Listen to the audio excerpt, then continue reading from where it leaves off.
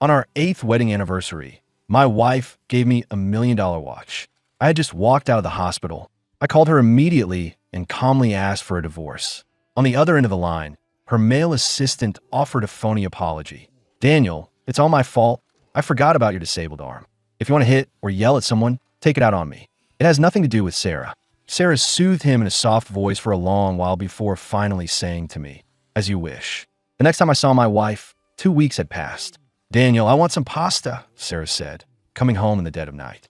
For once, there wasn't a hot meal waiting for her on the dining table.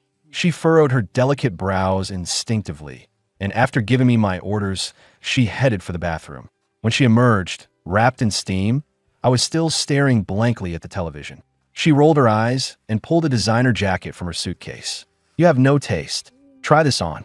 It was a trendy, dark-colored jacket, the kind of style a teenager would love. In the past, whenever she made me angry, she would cook for me herself, give me a gentle massage, and tell me I was the best husband in the world.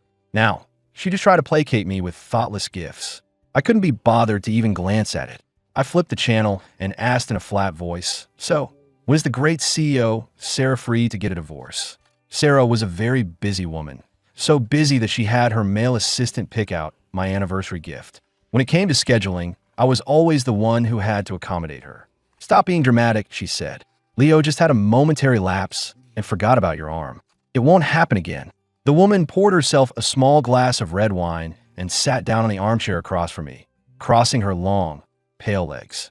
Leo was Sarah's childhood friend. He'd been infatuated with her forever, and the moment he graduated from his Ivy League school, he rushed to become her personal assistant. They were practically inseparable, even sharing a suite when they traveled for business. To be honest, I didn't blame Leo for constantly hovering around her. It takes two to tango. If she understood the meaning of boundaries in a marriage and just told him no, no man would be able to get near her. I let out a theatrical yawn, the corners of my eyes watering against my will. When I didn't respond for a long time, Sarah assumed the matter was closed. She asked about our 7-year-old son's latest test scores. I just shook my head with a wry smile. I don't know. I wasn't trying to be difficult or hide it from her. I genuinely didn't know. Sarah came from a prestigious family, the kind that believed in elite, high-pressure education. Our son, Logan, had been raised at the Kensington family estate in Greenwich since he was a toddler, his days packed with all sorts of lessons. It's almost funny. I'm his father, but I could count the number of times I got to see him on one hand. I had fought them on this countless times, but the powerful Kensington clan was completely indifferent. In their eyes, a guy like me from a working-class family in Queens marrying Sarah Kensington was a miracle I should thank my ancestors for. Anything more was pure delusion. Sarah rubbed her temples and told me sharply to focus more on our son. If you keep this up, Leo is going to seem more like Logan's father than you do. I knew exactly what she meant. Yesterday was Friday, the one day of the week I was permitted to pick Logan up from school. I got there an hour early and waited until the sun went down and the school gates were locked. It was only then that Leo called to inform me that Mrs. Kensington had sent him to take Logan back to the estate for dinner. Through the phone, I could hear Sarah's voice in the background. She was speaking to Leo, her tone soft and laced with a smile, asking him if he wanted some soup. Snapping back to the present, I gave Sarah a smirk that didn't reach my eyes. Well, isn't that perfect for you? I'll get out of your hair right now, so you and Leo can finally be together. I don't know which word set her off, but she exploded in a fit of rage, pointing a finger at my head. Daniel Miller, you're a grown man who can't earn a dime and can't even raise his own child. From the day we got married, I'm the one who's had to tolerate your pathetic, fragile male ego. You keep pushing your luck and see what happens. Honestly, I get more satisfaction out of owning a dog than having you around. After she finished her tirade, she stood up to go back to the bedroom. It was then that I spoke, my voice casual. Oh, by the way, I forgot to mention. I know about the miscarriage. It happened one night, 3 months ago. Sarah, who was pregnant at the time, ignored my protests and rushed out the door the second Leo called. She didn't come home until the next morning, completely drunk. Not long after she got back, she started crying that her stomach was in agony. I ran 3 red lights, getting her to the emergency room as fast as I could. When she came out of the ER, she mumbled something about it being nothing, just some bad food. It wasn't until a month ago, while I was joyfully setting up the nursery for the daughter we were expecting, that I found out from someone else that Sarah had lost the baby. The most ridiculous part is that when I learned the baby was gone, I covered my face and cried, but it was a cry of relief. I knew then that it was time for this to end. In the living room, Sarah stood with her back to me, her chest rising and falling unevenly. Her long, manicured nails trembled as they dug into her palms. She didn't ask me why I hadn't confronted her the moment I found out the truth. She knew perfectly well how many times I had called her that night. But unfortunately for me, she never picked up. "It's better that she's gone," she said. "With a worthless loser like you for a father, I'd rather she had never been born at all." Sarah walked into the bedroom and shut the door with practiced ease. In 8 years of marriage, after countless arguments, I was always the one to break the silence and make peace. This time, however, Sarah never heard my familiar, apologetic knock on her door. Half an hour later, she opened her door and searched the entire cavernous house, but I was nowhere to be found. I was Sarah's first love. No one could have ever imagined that a beautiful, straight-A student from a wealthy family would fall for a punk who spent his days smoking and ditching school to go to concerts. Our first meeting wasn't exactly romantic. It was in a filthy, reeking alley where some local thugs were shaking down a prim and proper schoolgirl for her money. I just happened to be walking by when one of them spat at my feet as a challenge. So I rode my motorcycle straight into the middle of them. While I was teaching those punks a lesson, I inadvertently saved the shy little rich girl from a crisis. After that day, Sarah started following me around like a lost puppy. She'd wait for me after school and trail behind me, no matter how many times I told her to get lost. She brought me these ridiculously expensive lunches she'd made, which I'd immediately hand off to a homeless guy down the street. My friends all laughed at me, saying I had my own rich, lovesick groupie. Anyone with eyes could see we were from two completely different worlds. But it was this same girl who, when I was trying to protect my mom from my drunkard father, and he beat me so badly my left arm was permanently damaged and I couldn't go to school, showed up with a squad of police officers, broke down our door, and rushed my half-dead body to the hospital. As the doctor stitched up my mangled wrist, she stood with her back to me, her shoulders shaking uncontrollably as she kept wiping her eyes with the back of her hand. The doctor chuckled and asked her why she was crying when she wasn't the one getting hurt. She said she didn't know why, but her chest just hurt so much it felt like it was being squeezed. She even dumbly asked the doctor if maybe she needed an EKG. In the hospital room, Sarah clumsily peeled an apple. "I never want to feel like this again," she said. "Daniel, please don't get hurt anymore. I'm begging you." I was eating a popsicle she bought me and mumbled okay around it. Then I looked at her and asked gruffly, "So, you want to be my girlfriend or what?" For the rest of that day, both of us were blushing so hard we couldn't even speak. To get away from my father for good, Sarah arranged for both of us to study abroad in London. In response, her mother cut her off completely, hoping to force us to break up. Back then, on top of our classes, we both had to work 2 part-time jobs every day. It was an exhausting, stressful time, but we were so happy that we'd find ourselves laughing like idiots even while brushing our teeth. In that tiny apartment, we were always arguing and laughing, and our eyes were always only for each other. I thought, if only life could be like this forever. "Mr. Miller, are you feeling all right?" The doctor's question pulled me back to the present. It was my 3rd day since moving out of the mansion, and my chronic insomnia was getting worse. As I was heading to the pharmacy alone with a prescription for sleeping pills, I ran into Leo. "Daniel, what are you doing at the hospital by yourself?" Leo blinked innocently. When I didn't answer, he added with that fake sincerity of his, "I heard you found out about Sarah's miscarriage. Don't worry, you two are still young. I'm sure you'll have another chance." "You can rest assured there won't be," I said. Just as the words left my mouth, I saw Sarah walking toward us, her beautiful face set like stone. I had no idea why she was angry, but I saw she was clutching a can of medicated spray. Leo told me, with a hint of smugness, that he'd twisted his ankle on the stairs because he wasn't paying attention. He said it was such a minor injury that he didn't need to come to the hospital, but Sarah had insisted, making him late for work. Just then, my number was called at the pharmacy. Seeing the bag in my hand, Sarah couldn't help but ask, "Daniel, what's wrong with you?" When I ignored her, as if she were invisible, and turned to leave, she actually snatched the bag of medication from my hand and looked inside. "Sleeping pills? When did you start having trouble sleeping?" "Daniel, I'm talking to you. Tell me, how long are you going to keep this tantrum up?" Sarah thought me leaving was just another one of my little dramas, a new tactic designed to make her feel guilty. That's why, even now, She hadn't bothered to ask where I'd been staying or what I'd been doing for the past few days. Her cold, sharp tone grew louder, drawing stares from the people around us. A flicker of annoyance crossed my face. I took the bag back from her, gave a tired smile, and said quietly, "I'm not trying to start a fight." Perhaps because my tone was so calm and subdued, Sarah took it as a sign of surrender. She offered to have her driver take me home before she took Leo back to the office. But I just shook my head. "Your work is more important. I can get back on my own." When I said back, I meant back to my own place. My alcoholic father had been killed in a car accident, leaving me not only with a settlement check, but also with the house. The same house I had once been so desperate to escape, the place where I was always getting hit, had now become my only refuge. As she watched my solitary figure walk away, Sarah pressed her lips together. She started to take a step after me, but Leo grabbed her wrist. His face was pale as he claimed to suddenly feel very sick. He figured he must have forgotten to eat breakfast and was having a low blood sugar episode. Sarah hesitated for a moment, but in the end, she didn't follow me. Instead, she turned and walked toward a nearby vending machine. On the very day my lawyer finished drafting the divorce papers, I got a call from Sarah. She sounded agitated. "Logan's sick. Get to the estate before 6. She hung up before I could even ask what was wrong with him. When I arrived at the Kensington estate, I found an entire family gathered there. It looked like they were in the middle of one of their regular family dinners. My son, Logan, was sitting right between Sarah and Leo. To any outsider, they looked like the perfect little family.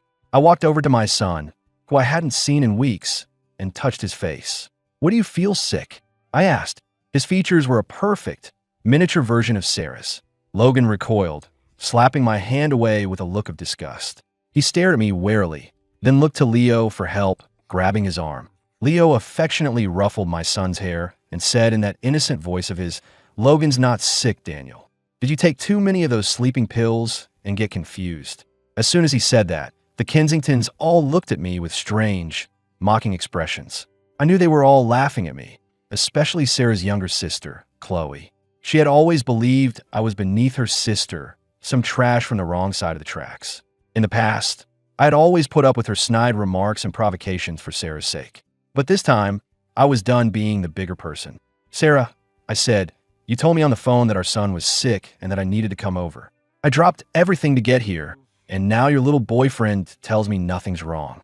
So which one of you is lying?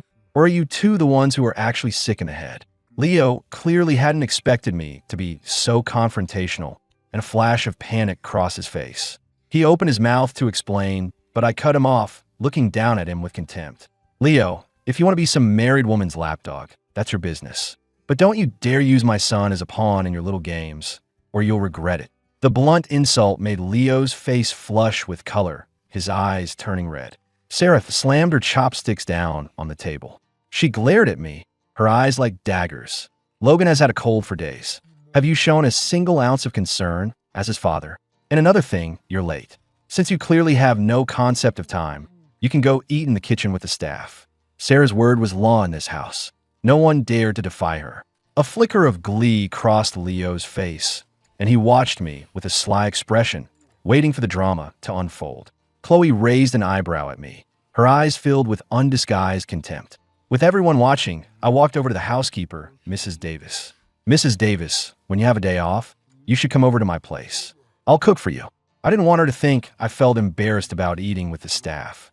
After I said that, I met Sarah's gaze and gave her a scornful smile. "Sarah, you make me sick." As I turned to leave, Sarah shot up from her chair and grabbed my arm, her beautiful eyes blazing with fury. "Where do you think you're going?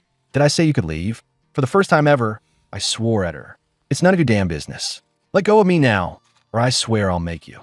After getting a look from Leo, Chloe started in on me. "Daniel, you haven't changed a bit after all these years. You still have no class. You can take the boy out of Queens, but you can't take Queens out of the boy." Hearing this, Sarah actually turned on her sister. "Chloe, shut your mouth." I wrenched my arm from Sarah's grasp. The sharp pain from my scarred wrist ignited a rage that had been simmering inside me for years. I scanned the room, my cold gaze finally landing on Chloe's ugly, sneering face. I let out a short, harsh laugh. "You think I have no class? Fine. Today, I'll show you what someone with no class really acts like." I calmly walked over to Chloe, and as I spoke, I picked up the bowl of her favorite cream soup and slowly, deliberately poured it all over her head. It all happened so fast, yet so slowly. No one could have predicted that the Kensington's meek, compliant son-in-law would do something so outrageously disrespectful. For a few long seconds, the entire estate was unnervingly silent. Then, as if in slow motion, Chloe let out a piercing shriek. It was as if everyone woke from a trance at the same time, and they all started shouting, furiously defending Chloe. The elegant family dinner devolved into a chaotic, screaming mess. But inside, I felt a profound sense of joy. This was life. This was real. All this noise and chaos, it was wonderful. Of course, when all that noise is directed at one person, it could be a little overwhelming. I only have one mouth, after all. There was no way I could win a shouting match against all of them. The only thing I could do was identify the ringleader of the mob. Just as Chloe, trembling with rage, raised her hand to slap me, I moved faster. I grabbed a fistful of her hair and shoved half a baguette into her screaming mouth. Finally, Chloe was completely silent. I looked at Sarah with a smirk. Now that's how you get someone to shut up. Get it? I watched as the Kensingtons stared at me, their faces pale with shock and anger. The matriarch, Mrs. Kensington, slammed her hand on the table and pointed a trembling finger at me, cursing with a surprising amount of vigor. It was almost comical. I knew then that they still didn't grasp what it meant to have truly no class. I sighed to myself, walked to the corner of the long dining table, and with one swift, violent motion, yanked the tablecloth off. Dishes, glasses, and food went flying everywhere with a tremendous crash. Not a single member of the Kensington family, nor their expensive clothes, was spared from the carnage. It's always the people with something to lose who are most afraid of the man with nothing. Maybe it was because my actions were so unhinged, yet my eyes were perfectly calm and clear. For a long moment, no one dared to speak or even move toward me. I locked eyes with Sarah and gave her a casual shrug. I've been wanting to do that since the day I married you. 8 years. I guess I have more patience than I thought. The good news was from this moment on, I didn't have to hold anything back. Mrs. Kensington clutched at her chest, her voice shaking as she ordered Sarah to divorce me immediately. Before I could even thank her for granting my wish, Sarah announced to everyone that I'd been in a very fragile mental state lately, and that they shouldn't take me seriously. Then she turned to me. Daniel, you'll clean this up. This is the last chance I'm giving you. The moment she said it, Leo and the rest of the Kensingtons stared in disbelief. Even I had the sudden urge to check her forehead for a fever. Was she delirious? You're insane, I muttered. Then I pulled out the divorce papers. In front of everyone, I tossed them at her. Logan, I said, Dad has decided to divorce your mother. But that doesn't mean I don't love you. I'll come see you whenever I can. With that, I walked out the front door of the Kensington estate without a backward glance. As I was about to start my car, I saw Sarah in the rearview mirror running out after me with Leo trailing behind. I could see her hand was bleeding, cut by the shards of broken porcelain. She seemed oblivious to the pain, pounding on my car window, ignoring Leo's pleas for her to take care of the cut. She just kept demanding that I get out of the car so we could talk. Daniel. Sarah clearly never imagined I would just ignore her. I slammed my foot on the gas and sped away, leaving her in a cloud of dust. That night, my phone wouldn't stop ringing. Even after I silenced it, the screen kept lighting up and going dark again. Finally, I couldn't take it anymore and just pulled out the SIM card. When her calls wouldn't go through, Sarah started blowing up my iMessage. She asked when I had started planning this divorce. Was it just because of that $1 million watch? If that was it, she'd already apologized. She didn't understand why I couldn't just let it go. She said I couldn't just throw away 8 years of our life together over someone else's mistake. Our son was still so young. Surely I wouldn't be cruel enough to deny him a complete family. I thought for a moment, then sent her a single reply. You need to calm down. For the past few years, that had been Sarah's favorite thing to say to me whenever I got hysterical. I knew exactly how powerful those words were. And sure enough, within 2 minutes of me sending that message, Sarah went completely silent. For the next week, I didn't hear from Sarah at all, but I knew she was around. I saw her car cruising slowly through my neighborhood more than once. I was on my rooftop watering some plants when I saw the familiar license plate. I gave a lazy stretch and went back inside without a second thought. We weren't officially divorced yet, but I had already started my new life. I got a part-time job at a convenience store near the park in my neighborhood. I've been unemployed for so long, I was starting to forget how to have a normal conversation with people. Luckily, most of the customers were patient and kind. There was one, a young college student, who came by every day with her golden retriever. Sometimes she'd ask me to watch her dog for a minute while she ran inside. After a while, we got to know each other, and I found out she lived in my building just a few floors down. Sometimes I'd run into her in the evenings when she was walking her dog, and we'd chat for a bit or walk a block together. Sometimes she'd bring me leftovers if she cooked too much. We became friends. Then, just before the weekend, I finally got an iMessage from Sarah. She told me to come to her office to deal with the divorce papers. Sarah never used to like me visiting her at the office. I guess she didn't want her loser husband embarrassing her in front of her employees. I had just finished my shift at the store when I got her message. So I showed up at her office, still wearing my work uniform. While I got there, Sarah was on a call. She glanced at me a few times and gestured for me to sit down and wait. I noticed Leo wasn't around, so I skipped the coffee and just started playing a game on my phone. I didn't realize Sarah was standing right behind me, watching me play until I'd run out of lives. "Just sign it," she said. Sarah averted her eyes and tossed a set of divorce papers onto the coffee table. I didn't sign them right away like she wanted. Instead, I started carefully reading through all the clauses. The offer was more generous than I'd expected, but I've been watching a lot of videos from divorce lawyers online lately, so I wasn't about to be fooled.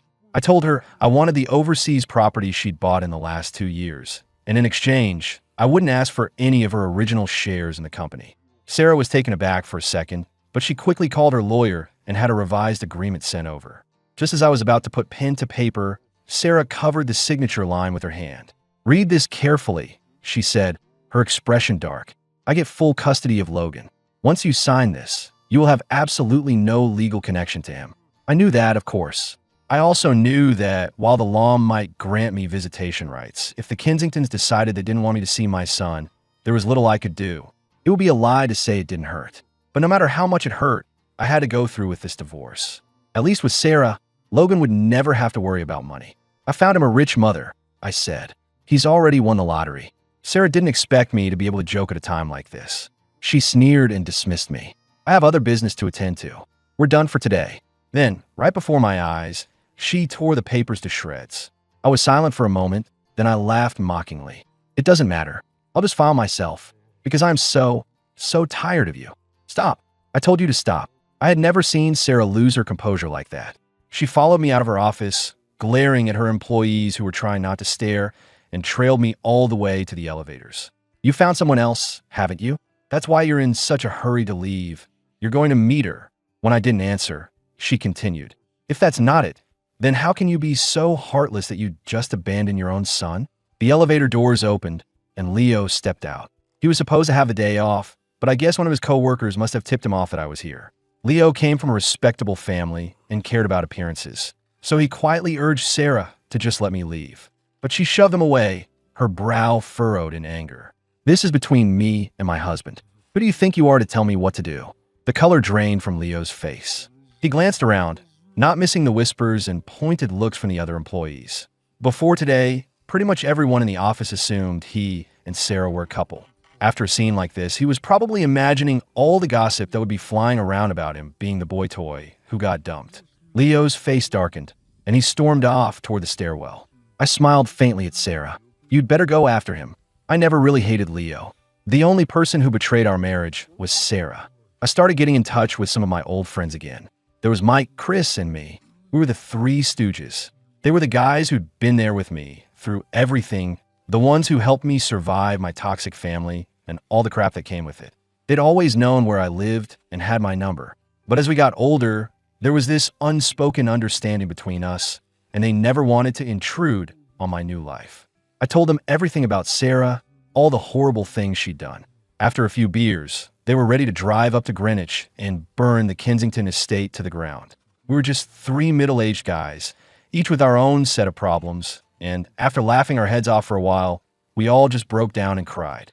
Slowly but surely, my insomnia started to fade. But I didn't even get a full month of peace before Sarah showed up to disrupt my life again. She just appeared at my front door, uninvited. She stood there from 3 in the afternoon until 1 in the morning, to the point where my neighbors were threatening to call the cops. I had no choice but to let her in. She was noticeably thinner, and that arrogant, vibrant spark she always had in her eyes was gone.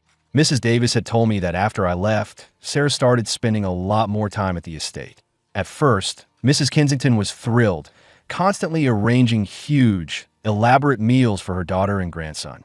She even invited Leo to stay for a while, openly trying to push him and Sarah together. But to everyone's surprise, Sarah became more and more picky about her food, eating less and less each day.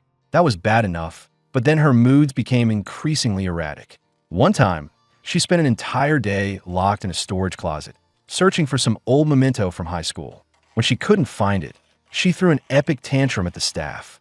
Then a couple of days ago, in front of all the servants, she physically threw Leo out of her bedroom when she found him in there. They had a massive fight. Leo was trying to explain that he meant no harm, but she pushed him, and he lost his balance and fell down the stairs. He ended up with a shattered ankle and nearly broke his nose. Then, when Sarah accused her mother of ruining her marriage, Mrs. Kensington got so upset she had a heart attack. An ambulance had to come and take both of them away that night. They're both still in the hospital. As for Sarah, looking at her now, so gaunt and lifeless, I figured she hadn't had a decent night's sleep in a very long time. Just like me, back when I first found out about the miscarriage. The first words out of Sarah's mouth were, "I'm so sorry, Daniel." She said she'd done a lot of thinking. She said she finally understood why I wanted a divorce. 8 years of being silenced, of compromising myself into nothing in a soul-crushing marriage. "I know you're completely disappointed in me," she said. I just shook my head. Disappointment is what I felt 2 years ago. Asking for a divorce now is a carefully considered decision. Disappointment isn't the worst thing. The worst thing is a quiet, settled despair, and the feeling of release that comes after it. We were married for 8 years, after all. I thought for a moment and said, "Sarah, I'm starting a new life. You need to pull yourself together and start yours too." Sarah looked around my small living room and gave a sad smile. "Do you remember how I came here and got you out all those years ago? Even now, after 8 years, I still dream about you from back then. Daniel, I know I was busy with work and I neglected you, but I never cheated. You're the only man I've ever been with." I asked her, what exactly does she consider cheating? You be lying in bed next to me, but one phone call from another man and you're out the door. You bask in the adoration of another man.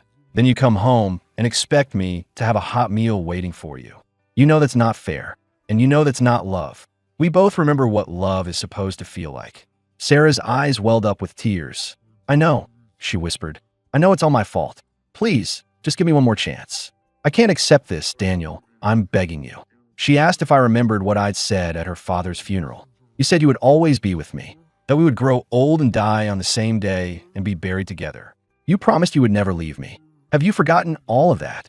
All those promises and sweet words we whispered back then, we meant every one of them. It's never time that's to blame. It's people's hearts, those fickle, hateful things. Because she changed, I had no choice but to change too." Just then, my doorbell rang. I got up to answer it, and it was my young neighbor from downstairs. She glanced past me and saw Sarah, and before she could even ask me to watch her dog, Sarah completely lost control, grabbed the girl by the hair, and dragged her inside, screaming. Apparently, Sarah had seen me and my neighbor talking before. No wonder she had accused me of finding someone new. Sarah started screaming at this poor girl, accusing her of trying to steal her husband. At first, I tried to reason with her to calm her down, but it was no use. Finally, I just picked her up like she weighed nothing, put her outside my apartment, and slammed the door at her face. For over an hour, Sarah acted like a lunatic outside my door, screaming and crying. I refused to open it and eventually called building security. In the end, they had to call the police to remove her. After that incident, Sarah didn't bother me again. About 2 months later, Mrs. Kensington, now out of the hospital, contacted me. In a surprising change of tune, she said that Logan missed me and asked if I had time to come see him. I showed up at his school on my new Harley-Davidson, decked out in full leather riding gear. I can guarantee you, there wasn't a cooler single dad in the pickup line that day. Kids are easy to impress. Anything new and cool is enough to win them over. I took Logan to get the one thing he'd always wanted to try, but the Kensingtons would never allow: greasy American fast food. After we finished, he asked if I could pick him up again next week. I smiled, helped him with his helmet, and drove him back to Greenwich. I wasn't planning on going inside, but Mrs. Kensington and Mrs. Davis stopped me at the door. The old woman gave me a complicated look and insisted I at least come in for a cup of tea. Logan also begged me to come up to his room to play. So, to make him happy, I agreed. On the 3rd floor, I happened to glance into the study and saw Sarah. She was dressed down, working from home, in the middle of a video conference. I froze, staring for I don't know how long, until Logan tugged on my sleeve and pulled me into his room. I played with him for a while, my mind elsewhere. Finally, I checked the time. Dad has to go home now, I told him. I'll come see you again next week if I can. Can I come home with you? He asked. And bring Mommy with us? Blood is thicker than water. I didn't know if the Kensingtons had put him up to this, but I could tell his wish was genuine. Maybe someday, buddy, I said, but it'll just be you and me. We're not bringing Mommy. I wouldn't lie, not even to a child. I didn't want to give him false hope only to let him down. When I walked out of his room, Sarah was standing down the hall, waiting for me. She smiled at me. Daniel, are you hungry? I had just eaten a huge meal less than 2 hours ago, but when I saw the new lines etched around her eyes, I paused.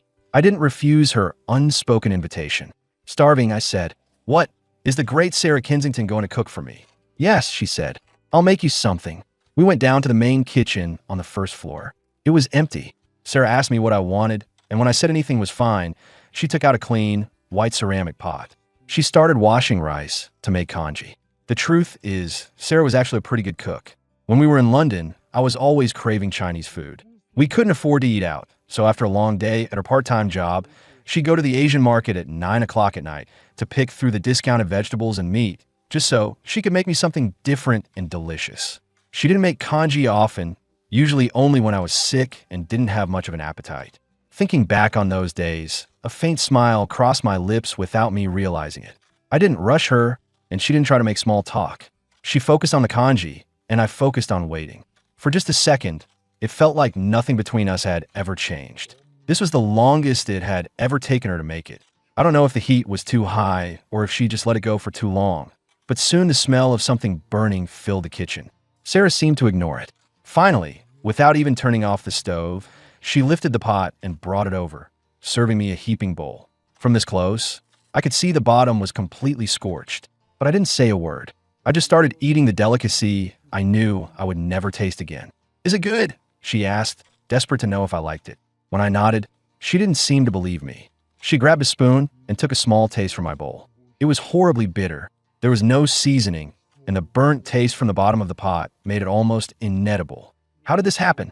I heard her whisper to herself. She said she was sure she'd added sugar. Don't eat that. I'll make you a new batch. She reached out to grab my bowl, but she seemed to forget the congee was scalding hot. Her hand recoiled in pain, and the bowl slipped, spilling its contents all over the table. I frowned. Sarah, stop. I'm full. No, it wasn't good, she insisted. Daniel, just wait. It won't take long. As she spoke, she started trying to clean up the hot mess with her bare hands. I watched as her delicate skin turned red, then began to swell and blister from the heat.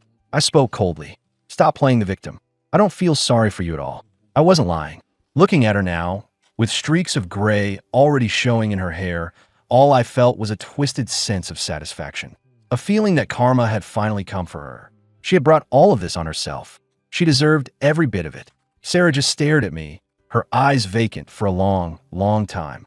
She would never understand how someone could just say they've stopped loving you and actually mean it. After I left, Sarah sat alone in that kitchen all night. Not long after that, she got sick. It started with acute pneumonia that left her frighteningly thin. After she was discharged from the hospital, she started suffering from terrible insomnia, unable to sleep night after night.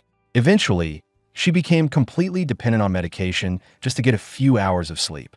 Mrs. Kensington swallowed her pride and begged me to go see her daughter. I ignored her completely. The Kensingtons called me cold-hearted and cruel and told Logan he was never to see his so-called father again. But they forgot that a child isn't a doll. He has his own mind and his own sense of what's right and wrong. For the most part, Sarah turned a blind eye whenever I kidnapped Logan for an afternoon to let him have the kind of fun a boy his age should be having. A month passed, then 3, then 6. Sarah finally understood that there was no going back for us. But even then, she chose to live in denial. In the world she had built inside her own head, we were still back in that tiny, love-filled apartment in London. After she took her pills and finally fell asleep, she could dream that we were still happy together. In the end, I was the one who had to file the papers. The first petition was denied.